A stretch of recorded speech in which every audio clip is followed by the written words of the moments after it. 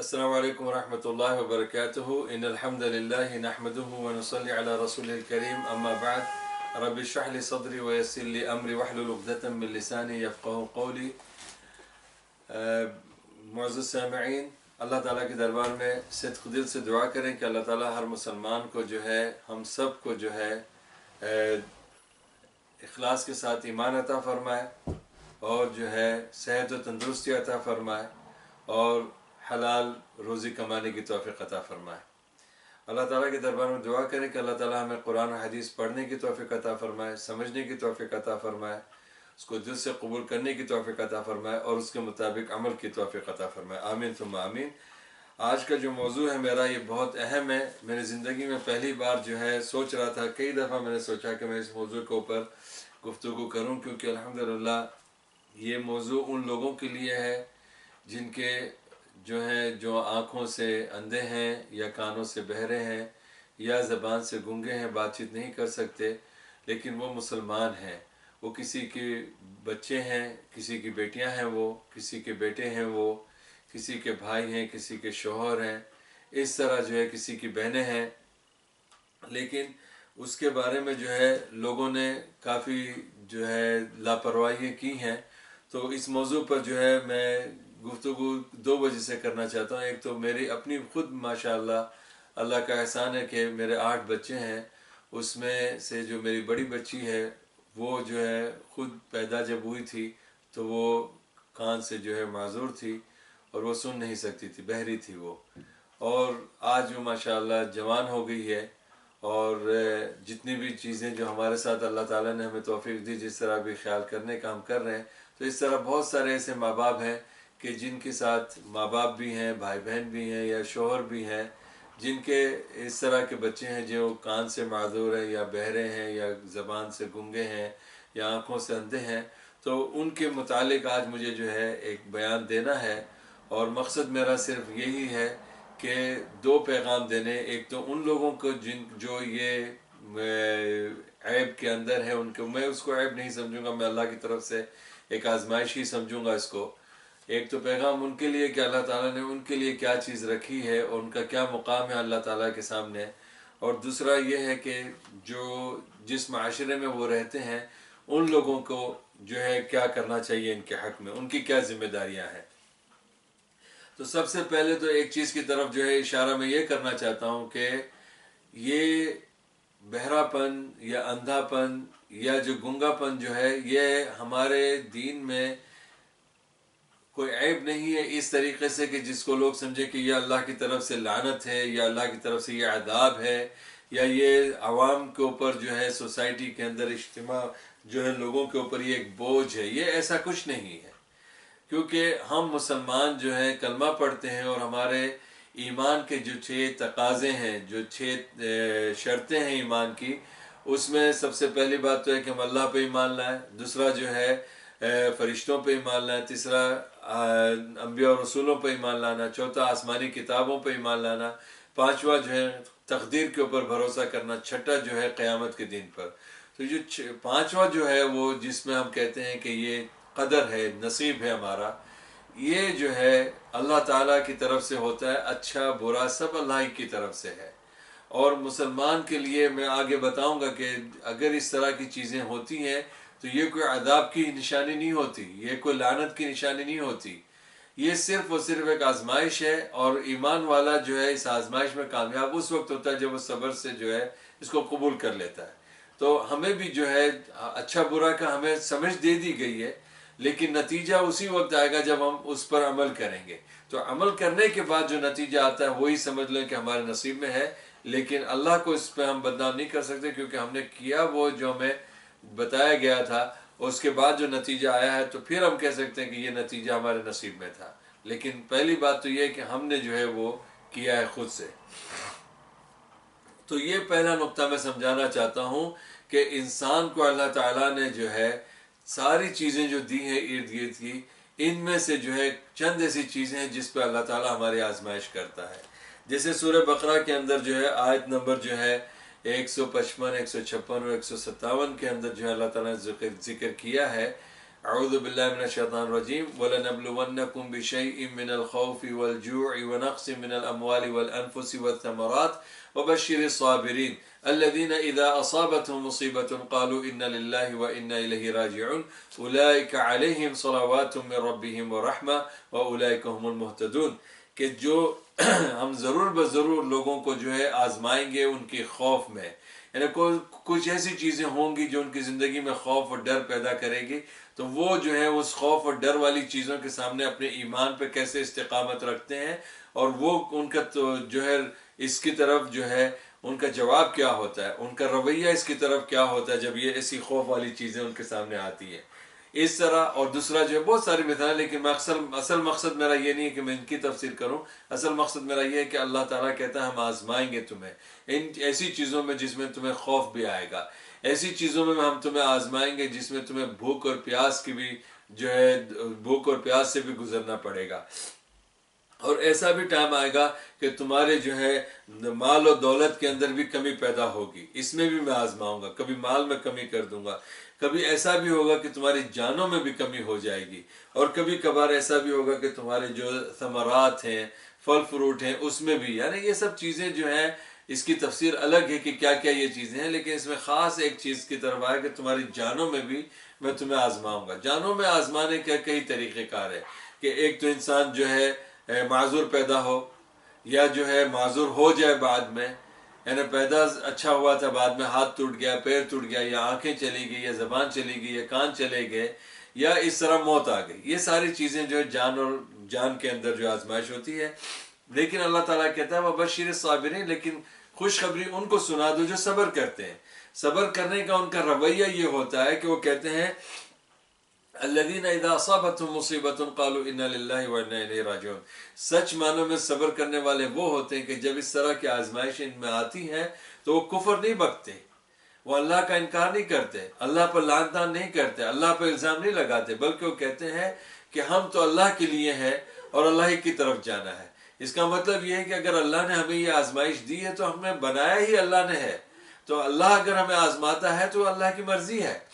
اور ایک دن ہمیں جو ہے یہ آزمائش میں ہمیشہ تو رہنا نہیں ہے، ایک نہ ایک دن یہ آزمائش ختم ہو جائے گی اور ہم لوگ کامیاب ہو جائیں گے تو اللہ ہی کی طرف جائیں گے۔ تو اللہ تعالیٰ کہتا ہے کہ اس کے بعد اولئک علیہم صلوات من ربہم ورحمہ، ان کے اوپر صلاۃ و سلام ہو، ان کے اوپر اللہ کی رحمتیں ہوں، ان پر اللہ کی برکتیں ہوں، واولئک هم المہتدون، اور یہی وہ لوگ ہیں جو سیدھے راستے پر ہیں۔ سیدھی سی بات ہے، اس میں اصل نقطہ یہ ہے کہ اللہ تعالیٰ نے جو ہے انسان کو پیدا کیا ہے تو وہ ان چیزوں میں آزمائے گا، ضرور ان کو آزمائے گا۔ تو ہمیں اس چیز کو سزا نہیں لینی چاہیے، بلکہ اس کو یہی سمجھنا چاہیے کہ اللہ کی طرف سے آزمائش ہے۔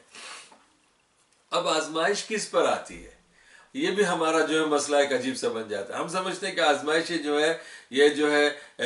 کافروں پر آنی چاہیے، ہم یہ سمجھتے ہیں کہ نہیں، جو ہے جو لوگ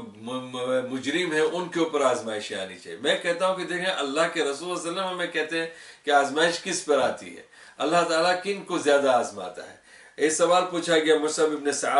سعد روایت کرتے ہیں اپنے والد سعد سے، تو وہ کہتے ہیں کہ یہ جو روایت جو ہے ترمذی کی ہے کتاب الزہد کے اندر، جس میں وہ کہتے ہیں کہ میں نے پوچھا، یعنی سعد کہتے ہیں کہ میں نے پوچھا کہ یا رسول اللہ ای الناس اشد بلاء، کون ایسے لوگ ہیں، وہ لوگ کون ہیں جن پر بہت زیادہ آزمائش ہوتی ہے، وہ کون سے لوگ ہیں؟ تو اللہ کے رسول صلی اللہ علیہ وسلم نے بیان فرمایا الانبیاء، سب سے زیادہ آزمائش جو ہے نبیوں پر آتی ہے، اللہ کے نبیوں پر آتی ہے۔ کیوں؟ کیونکہ ان کا آگے حدیث میں بتایا جا رہا ہے ان کے وہ ایمان کی وجہ سے جو ہے، جتنا پختہ ایمان ہے اسی کی وجہ سے ان کے اوپر آزمائش پہلے نبیوں پر آتی ہے، پھر ثم الامثل فالامثل، تو اس کے بعد جو ہے نبی پاک صلی اللہ علیہ وسلم بیان فرماتے ہیں کہ ہاں اس کے بعد جو نبیوں کے راستے پہ چلتا ہے، پھر نبیوں کے راستے چلنے والوں کے راستے پہ چلتا ہے، اس طرح کر کے جو ہے ہر آدمی کے درجات کے حساب سے اس پر آزمائش آتی ہے۔ پھر آپ آگے بیان فرماتے ہیں فَيُبْتَلَى الرَّجُلُ عَلَى حَسَبِ دِينِهِ فَإِنْ كَانَ دِينُهُ صُلْبًا اشْتَدَّ بَلَاؤُهُ وَإِنْ كَانَ فِي دِينِهِ رِقَّةً ابتلیا علی حسب دینہ۔ تو جو انسان اس کے بعد جیسے درجات نبیوں سے لے کے لوگوں تک درجات ہیں، اس کے بعد آپ نے بیان فرمایا کہ جس انسان کا جس پر بھی اللہ آزمائش ڈالتا ہے تو وہ آزمائش کا جو معیار ہے وہ اس کے دین کی پختگی کے حساب سے، جتنا زیادہ اس کا دین پختہ ہوگا، جتنا وہ جو ہے سنجیدگی کے ساتھ اپنے دین پر چلے گا، اتنے ہی سختی کے ساتھ اور اتنی ہی آزمائش اسی معیار کے ساتھ اللہ آزمائے گا۔ اور جو انسان کا دین اور اس کے جو ایمان میں کمزوری اور جیسے اس کی قابلیت اتنی نہیں ہوگی تو اتنی بڑی آزمائش بھی نہیں ہوگی۔ تو اصل مقصد یہاں پر یہ ہے کہ اگر انسان کے اوپر آزمائش اللہ اس کی طاقت اور قدرت کے حساب سے دے گا، ایسی آزمائش اس پر نہیں آئے گی کہ جس سے وہ کافر ہو جائے، جس سے وہ گناہگار ہو جائے اور پھر اللہ کو کہہ دے کہ اللہ تو نے ڈالی تھی، میں تو اس کے قابل نہیں تھا، تو اللہ پہ الزام نہیں۔ اللہ اتنی ہی آزمائش ڈالے گا اور اسی معیار کی آزمائش ڈالے گا جتنا جو ہے انسان آزمائش پہ اتر سکے۔ اس کے بعد نبی پاک صلی اللہ علیہ وسلم نے جو اہم چیز بتائی ہے اس میں یہ ہے کہ آزمائش کیوں اللہ ڈالتا ہے اور کیوں اس کے معیار کے حساب سے ڈالتا ہے، تاکہ اللہ کی ایک شفقت و رحمت اس پر نظر آ رہی ہے۔ وہ یہ ہے کہ اللہ تعالیٰ چاہتا ہے کہ میرے بندے پہ میں اس وقت تک آزمائش کرتا رہوں کہ فَمَا يَبْرَحُ الْبَلَاءُ بِالْعَبْدِ حَتَّى يَتْرُكَهُ يَمْشِي عَلَى الْأَرْضِ مَا عَلَيْهِ خَطِيَّةٌ، کہ وہ اللہ اس وقت تک اس بندے کو آزمائش میں ڈالتا رہتا ہے یہاں تک کہ اس کے سارے خطا جو ہیں اس میں سے نکل جائے، اور جب وہ زمین پہ چلتا ہو تو کوئی خطا اس کے اندر نہ ہو۔ یہ حدیث جو امام ترمذی رحمۃ اللہ علیہ نے نقل کی ہے۔ تو اس سے اصل مقصد کیا ہے ہمارا؟ اس میں یہ بتایا گیا ہے کہ آزمائش آتی ہے، لیکن آزمائش سب سے زیادہ آزمائش نبیوں اور رسولوں پر آتی ہے، پھر اس کے بعد ان کے اوپر ایمان لانے والوں پر آتی ہے، پھر اس کے بعد جیسے جیسے ایمان کے درجے نیچے ہوتے جاتے ہیں اسی طرح آزمائش بھی جو ہے کم ہوتی جاتی ہے۔ لیکن مقصد صرف یہی ہے کہ اللہ نہیں چاہتا کہ میرے بندے کو میں اس دنیا سے اٹھاؤں اور اس حالت میں اٹھاؤں کہ وہ گناہ گار ہو۔ میں چاہتا ہوں کہ بندہ جو ہے میرے پاس جب آئے تو گناہوں سے صاف ہو۔ اللہ اکبر۔ اس کے بعد دیکھیں، اب جو لوگ معذور ہیں، جو لوگ میری بات سن رہے ہیں، آپ ان کے بارے میں یہ دیکھیں کہ اللہ نے ان کے لیے کیا اجر و ثواب رکھا ہے۔ جو آنکھوں سے نابینا ہوں، جو زبان سے جو ہے گنگے ہوں، جو کان سے بہرے ہوں، یا ہاتھ پیر سے کوئی معذور ہو، تو ان کے بارے میں اللہ تعالیٰ نے کیا کیا ان کے لیے اجر و ثواب رکھا ہے وہ دیکھیں۔ یہ حدیث بھی جو ہے امام مسلم رحمۃ اللہ نے کتاب الزہد کے اندر یہ حدیث نقل کی ہے، اور اس حدیث کا نمبر ہے 2999، جس میں صہیب رحمت رضی اللہ تعالیٰ عنہ کہتے ہیں قال رسول اللہ صلی اللہ علیہ وسلم عجبا لامر المؤمن ان امرہ کلہ خیر۔ بڑے تعجب کی بات ہے، یہ جو مومن کے معاملات ہوتے ہیں اس میں بڑا تعجب ہے مجھے، کہتے ہیں اللہ کے رسول صلی اللہ علیہ وسلم کہ ولیس ذلک لأحد الا للمؤمن، اور یہ کسی اور کے لیے نہیں ہے، یہ معاملات، یہ خاص جو طریقہ کار ہے، یہ برتاؤ جو اللہ کا، یہ صرف ایمان والوں کے ساتھ ہے۔ اور وہ یہ ہے کہ ان اصابتہ سراء شکر فکان خیرا لہ، اگر اس کے اوپر کوئی ایسی اچھائیاں آ گئی ہیں جس پر وہ جو ہے ماشاءاللہ خوشحالی زندگی گزار رہا ہے اور اس پر وہ اللہ کا شکر ادا کرتا ہے، تب بھی اس کے لیے بھلائی ہے۔ وَإِنْ أَصَابَتْهُ ضَرَّاءُ صَبَرَ، اگر اس کے اوپر کوئی مصیبت آ گئی، آزمائش آ گئی، کوئی پریشانی آ گئی تو اس نے صبر کیا، فَكَانَ خَيْرًا لَهُ، تو اس میں بھی اس کے لیے بھلائی ہے۔ یہ دیکھیں، یہ نبی صلی اللہ علیہ وسلم کی بات ہے کہ خوشی میں اگر انسان اللہ کا شکر ادا کرتا ہے تو بھی اس کے لیے اچھا ہے، اور اگر مشکلوں میں اگر اللہ کی طرف سے مشکلیں جب آتی ہیں تو اس میں صبر کرتا ہے، اس میں بھی بہتر ہی ہے۔ اللہ کے رسول صلی اللہ علیہ وسلم کہتے ہیں کہ دونوں میں اس کی خیر ہے، لیکن یہ اللہ کا بڑا اچھا نظام ہے۔ یہ حدیث صحیح مسلم کی ہے کتاب الزہد کے اندر۔ اس کے بعد دیکھیں اور ایک حدیث سنیں، اللہ کے رسول صلی اللہ علیہ وسلم بیان فرماتے ہیں، یہ حدیث بھی صحیح مسلم کی ہے اور یہ کتاب الفضائل کے اندر ہے، اور یہ حدیث کا نمبر ہے 6238، اور اس کے اندر جو ہے اللہ کے رسول صلی اللہ علیہ وسلم بیان فرماتے ہیں، حضرت عائشہ کی روایت ہے، کہتی ہیں قال رسول اللہ صلی اللہ علیہ وسلم، کہتی ہیں اللہ کے رسول صلی اللہ علیہ وسلم نے فرمایا ما يصيب المؤمن من شوكة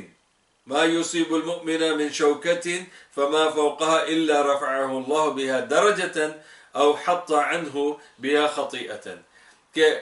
کوئی بھی مومن جب اسے کوئی بھی چیز پہنچتی ہے، کوئی مصیبت پہنچتی ہے، یہاں تک کہ ایک کانٹا بھی اگر اسے چبھتا ہے یا کانٹے سے بھی زیادہ کوئی بڑی تکلیف دہ چیز اس کے اوپر آ جاتی ہے، تو اس کے بدلے اللہ تعالیٰ اس کے درجات کو بلند کرتا ہے اور اس کے ایک ایک گناہوں کو معاف کرتا ہے۔ اللہ اکبر، کتنا بڑا فائدہ ہے۔ تو اگر کسی کے اللہ تعالیٰ نے آزمائشیں ڈالی ہے، کوئی تکلیف ہے، جسمانی تکلیف ہے، کان کی تکلیف ہے، آنکھوں کی تکلیف ہے، دانتوں کی تکلیف ہے، جسمانی کوئی بھی تکلیف ہو، تو اللہ تعالیٰ اس کے درجات بلند کرتا ہے، اس کے گناہوں کو معاف کرتا ہے۔ اس کے بعد دیکھیں اللہ کے رسول صلی اللہ علیہ وسلم کی کتنی پیاری حدیث ہے، اللہ اکبر۔ یہ حدیث امام بخاری رحمۃ اللہ علیہ نے جو ہے کتاب الطب کے اندر نقل کی ہے، اور اس حدیث کا جو ہے نمبر ہے 5653 ہے، جس میں اللہ کے رسول صلی اللہ علیہ وسلم کو سے انس بن مالک روایت کرتے ہیں، کہتے ہیں کہ سمعت النبی صلی اللہ علیہ وسلم، میں نے نبی پاک صلی اللہ علیہ وسلم سے یہ بات سنی تھی کہ آپ نے کہا، آپ کہتے تھے یقول ان اللہ قال، اللہ تعالیٰ کہتا ہے اذا ابتلیت عبدی بحبیبتیہ فصبر عودته منہم الجنت، جب میں اپنے بندے کو اس کی وہ دو محبوب چیزوں سے جب میں آزماتا ہوں اور پھر وہ ان آزمائش میں وہ صبر کر لیتا ہے، تو میں جو ہوں ان دونوں محبوب چیزوں کے بدلے اسے جنت کا وعدہ کرتا ہوں۔ اللہ اکبر، کتنی بڑی بات ہے۔ اب وہ دو محبوب چیزیں کیا ہے؟ اللہ کے رسول صلی اللہ علیہ وسلم بیان فرماتے ہیں اس کی آنکھیں، یعنی اگر میں کسی ایمان والے کی آنکھیں چھین لیتا ہوں، وہ اسے اندھا بنا دیتا ہوں، تو وہ جو ہے اس اندھے پن سے خوش ہو جاتا ہے، صبر کرتا ہے۔ خوشی سے مراد اللہ سے شکایت نہیں کرتا، اللہ پہ الزام نہیں لگاتا، اللہ سے مایوسی اختیار نہیں کرتا، صبر کر لیتا ہے، تو اللہ تعالیٰ کہتا ہے کہ اس کے بدلے یہ یاد رکھ لو کہ میں نے اس کے بدلے سے جنت دے دی۔ اللہ اکبر۔ تو اگر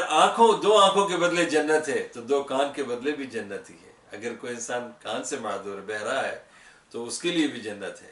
اگر وہ بولنے سے معذور ہے تب بھی اس کے لیے جنت ہے۔ اگر وہ ہاتھ پیروں سے معذور ہے تب بھی اس کے لیے جنت ہے۔ لیکن یہاں پر لوگ ہمیشہ سوال پوچھتے ہیں کہ اگر یہ لوگ جو ہے معذور ہیں اور گناہ کرتے ہیں، تو معذور اگر گناہ کرتے ہیں اور وہ گناہ ان کے بس میں تھا نہ کرنا، پھر کرتے ہیں تو اس کا حساب الگ ہوگا۔ لیکن اگر کوئی اس طرح کا معذور ہے کہ وہ جو ہے گناہ سے بچ نہیں سکتا اور اس سے گناہ ہو جاتا ہے کیونکہ معذوریت ہے اس میں، تو پھر اللہ کی طرف سے پکڑ نہیں ہوگی اس کی۔ اس طرح سے جو ہے دیکھیں یہ اللہ کے رسول صلی اللہ علیہ وسلم کی کتنی پیاری حدیث ہے۔ اب جو ہے مقصد میرا یہ بتانے کا تھا اس موضوع پر، پہلا حصہ ہے یہ موضوع کا، کہ ہم جو ہے ان معذور لوگوں کو اپنی نظروں سے گرائے نہیں، ان کو بوجھ نہ سمجھیں، ان کو نفرت اور لعنت اور ان کو جو ہے عذاب نہ سمجھیں، کیونکہ یہ اللہ کے نیک بندوں میں سے ہیں، اللہ کی طرف سے آزمائش ہے، اور اللہ نے ان کو آزمایا ہے اور ان کے لیے وعدہ کیا جنت کا۔ تو جب ہم دیکھیں کہ اگر ان کے لیے جنت ہے تو جو ان کا خیال رکھیں گے اس کے لیے کیا ہوگا۔ اللہ اکبر۔ آگے دیکھیں اب یہ معذوریت کو جو ہے کس طرح ہم سمجھیں۔ یہ معذوریت جو ہے انسان کو ترقی سے نہیں روکتا، یہ معذوریت انسان کو جو ہے اس کے زندگی کے اندر جو ہے خوشحالی زندگی یا ترقی کرنا یا آگے بڑھنے سے نہیں روکتا، اور نہ ہی عوام اس کو سمجھے، نہ لوگ اس کو سمجھے کہ یہ معذور ہے تو یہ بوجھ ہے ہم پر، یہ کچھ کسی کرنے کے قابل نہیں ہے۔ کیوں کہ دیکھیں حدیث میں آتا ہے، صحیح مسلم کی حدیث ہے، 2564 حدیث ہے جس کا نمبر ہے، اس میں اللہ کے رسول صلی اللہ علیہ وسلم فرماتے ہیں ان اللہ لا ينظر الى صورکم واموالکم ولكن ينظر الى قلوبکم واعمالکم۔ اللہ تعالیٰ تمہارے چہروں کو نہیں دیکھتا، تمہارے جسم کی خوبصورتی کو، تمہارے جسم کی بناوٹ کو نہیں دیکھتا، نہ ہی اللہ تعالیٰ تمہارے پاس کتنی دولت ہے اس کو نہیں دیکھتا کہ تم کتنے امیر ہو، لیکن اللہ تعالیٰ ایک چیز ضرور دیکھتا ہے، اللہ دیکھتا ہے کہ تمہارے دل میں کیا ہے، تمہارا دل کیسا ہے اور تمہارے اعمال کیا بتاتے ہیں۔ تمہارے جو دل میں ہے وہ تمہاری پہچان ہے، تمہارے اعمال ہے وہ تمہاری پہچان ہے۔ تمہارا پیسہ تمہاری پہچان نہیں ہو سکتی، تمہارا جو ہے رنگ اور روپ تمہاری پہچان نہیں ہو سکتی، کیونکہ رنگ روپ دھوکہ بھی دے سکتا ہے، پیسہ بھی جو ہے اچھا برے کی تمیز نہیں کر سکتا، لیکن جو تمہارے دل میں باتیں ہیں، تمہارے دل کو اللہ جان سکتا ہے، کیونکہ اللہ علیم بذات الصدور ہے، اللہ تعالیٰ دلوں کے راز کو جانتا ہے، اور اللہ سبحانہ و تعالیٰ تمہارے اعمال کو بھی جانتا ہے۔ تو اس اعتبار سے اللہ سبحانہ و تعالیٰ تمہارے دلوں کو بھی دیکھتا ہے اور تمہارے اعمالوں کو بھی دیکھتا ہے۔ اس سے ہمیں یہ بتایا گیا ہے کہ ہم لوگوں کے جسم کی شکل صورتوں سے نہ دیکھیں، کیونکہ یہ اللہ کے پاس یہ معیار نہیں ہے۔ اللہ کے پاس معیار تو تمہارے جو دل میں ہے، تو انسان کے دل کی دیکھا جائے کہ دل سے کیسا ہے یہ انسان، اور انسان کے اعمال سے دیکھا جائے کہ یہ اعمال سے کیسا ہے انسان۔ اس کی وجہ یہ بھی بتائی گئی کہ اعمال جو ہے انسان کی شخصیت کو بتا دیتے ہیں کہ انسان کیسا ہے۔ اس کے علاوہ میں 3 لوگوں کی ایک مثال بتاتا ہوں آپ کو کہ دیکھیں ایسے 3 ہماری تاریخ کے اندر بڑے بڑے 3 شخصیات گزری ہیں جن کو اسی طرح کی جو ہے اعاقت اور اسی طرح کی جو ہے عیبداری تھی ان کے جسم میں، لیکن وہ عیب نہیں تھا، اللہ کی طرف سے رحمت تھی۔ نمبر 1،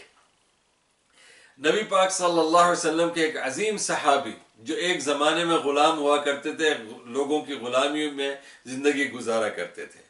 اس کے بعد اللہ سبحانہ و تعالیٰ نے ان کو مسجد نبوی کا امام بنا دیا، اذان دینے کے قابل بنا دیا، مؤذن بنایا۔ مؤذن کے بارے میں آپ جانتے ہیں قیامت کے ان کی گردنیں بڑی خوبصورت اور اونچی نظر آئیں گی۔ تو یہ وہ شخص ہے، ایک زمانے میں غلام تھا، پھر نبی پاک صلی اللہ علیہ وسلم کی مسجد کا جو ہے مؤذن بنا۔ اس کے بعد جو ہے ایک زمانہ ایسا بھی آیا کہ نبی پاک صلی اللہ علیہ وسلم سفر پہ جایا کرتے تھے۔ 2 بار واقعات میں آتا ہے کہ آپ صلی اللہ علیہ وسلم نے 2 بار سفر کیا، اور دونوں سفر میں جو ہے آپ نے اس شخص کو جو ہے اپنا مسجد مدینہ کے اندر جو ہے خلافت کے لیے اور گورننگ کے لیے اور جو ہے عوام کی دیکھ بھال کے لیے یعنی اپنا نائب بنا کے چھوڑا۔ اللہ اکبر۔ اور یہ صحابی کون تھے؟ اور سنیں یہ صحابی وہ صحابی ہیں کہ جب ایک بار نبی پاک صلی اللہ علیہ وسلم اپنی مجلس کے اندر بڑے بڑے سرداروں کے ساتھ بیٹھ کر دین کی تبلیغ کر رہے تھے، دین کی تعلیم دے رہے تھے، تو اس وقت جو ہے کچھ لوگ ایسے تھے جو یعنی بڑے بڑے لوگ، تو نبی پاک صلی اللہ علیہ وسلم کے پاس یہ شخص آئے تو آپ صلی اللہ علیہ وسلم نے ان کو تھوڑا سا مایوسی کی طرف سے مایوسی کی نظر سے دیکھا اور یہ سوچا کہ اب یہ کیوں ڈسٹرب کرنے آ گئے ہیں، میں بہت ہی اہم جو ہے اس میں بیٹھا مجلس میں، تو یہ شخص، تو اللہ تعالیٰ نے ان کو ڈانٹ دیا، عبس وتولی ان جاءہ الاعمی وما یدریک لعلہ یزکی۔ اللہ اکبر۔ اے محمد صلی اللہ علیہ وسلم، آپ ایسے انسان کی طرف سے منہ پھیر رہے ہیں، یہ وجہ صرف یہ ہے کہ یہ آنکھوں سے اندھے ہیں، اور آپ سمجھتے ہیں کہ آپ کو کیا پتا ہے کہ یہ کون ہے، کیا ہے اس شخص کے اندر، کیا خوبیاں ہیں۔ اللہ اکبر۔ یہ شخص کو کیا ضرورت تھی؟ ہو سکتا ہے ضرورت مند انسان ہو، آنکھوں سے اندھا ہے، اور یہ شخص جو ہے آ رہا ہے آپ کے پاس، تو ضرور سے کوئی شخص کی کوئی چیز کی حاجت ہے، آپ نے ایسا نہیں کرنا تھا۔ اس کے بعد جو ہے یہ صحابی کا نام ہے عبداللہ ابن ام مکتوم، یہ مؤذن تھے، خلیفہ تھے مسجد مدینہ کے اندر، نبی صلی اللہ علیہ وسلم کے نائب بنے 2 بار، اور پھر جو ہے یہ آیتیں اتری ان کے اوپر عبس وتولی والی، اور ان آیتوں کے بعد نبی پاک صلی اللہ علیہ وسلم نے کبھی بھی ان کو جو ہے ان سے منہ گردانی نہیں کی، ان سے جو ہے بے توجہی نہیں برتی، بلکہ ان کی طرف توجہ دیتے رہے، یہاں تک کہ کبھی کبھار اپنے کپڑے بھی بچھا دیتے تھے ان کے لیے، ان کو خوش آمدید کرنے کے لیے۔ اللہ اکبر۔ دوسرے نمبر پر ایک شخص اور ہے، امام ترمذی رحمۃ اللہ علیہ۔ یہ امام ترمذی صاحب سنن ترمذی ہے، ان کی سنن ترمذی کو اگر آپ اٹھا کے دیکھیں 4000 سے زائد حدیثیں انہوں نے نقل کی ہے، کئی اور کتابیں بھی لکھی ہے۔ یہ امام بخاری کے شاگرد رہے ہیں، لیکن یہ آنکھوں سے نابینا تھے، امام تھے اپنے زمانے کے، محدث تھے اپنے زمانے کے،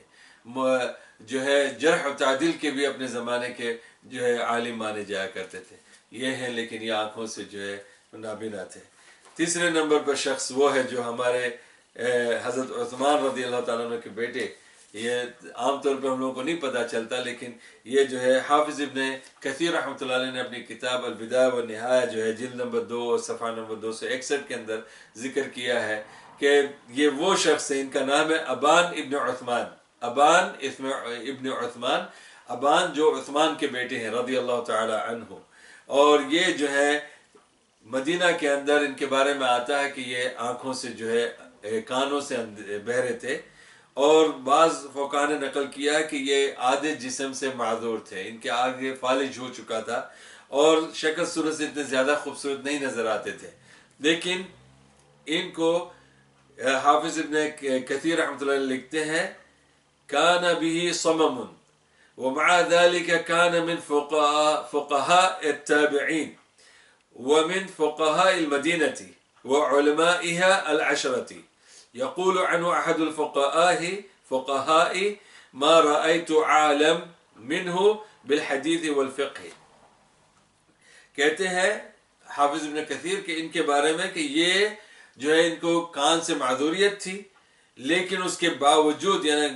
بعض لوگوں نے کہا کہ آنکھوں سے بھی یہ تھے اور شکل صورت سے بھی اتنے نہیں تھے، جسمانی طور پر یہ کافی جو ہے عام لوگوں سے کم تر تھے،